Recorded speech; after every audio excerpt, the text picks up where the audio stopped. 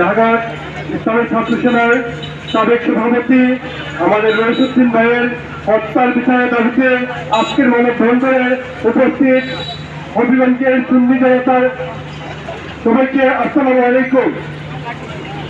আমি প্রথমে আজকে ইসলামী ছাত্র সেনা পাশাপাশি আহ্লাদ সুন্নাত ওয়াল জামাতকে ধন্যবাদ জানাচ্ছি আজকের এই মানববন্ধনের আয়োজন করার জন্য। আমি এই হত্যাকাণ্ডের তীব্র নিন্দা এবং প্রতিবাদ জানাচ্ছি।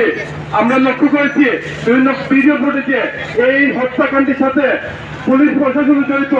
আমাদের রইসুদ্দিন ভাই পানি খেয়েছে, কিন্তু একজন পুলিশ সদস্য সেখানে যে উনি পানির বোতল রইসুদ্দিন ভাইয়ের মুখে থেকে নিয়ে আবার এটা ফিরিয়ে আনছে, এটা স্পষ্টভাবে বোঝা যাচ্ছে এটা পুলিশ প্রশাসন জড়িত।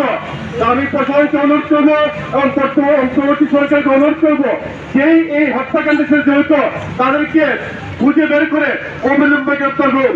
আমরা এখান থেকে আশীর্বাদ দিচ্ছি আগামী 24 ঘন্টার মধ্যে এই রইসুদ্দিন ভাইয়ের যারা হত্যাকারী তাদেরকে গ্রেপ্তারের ব্যবস্থা করুন।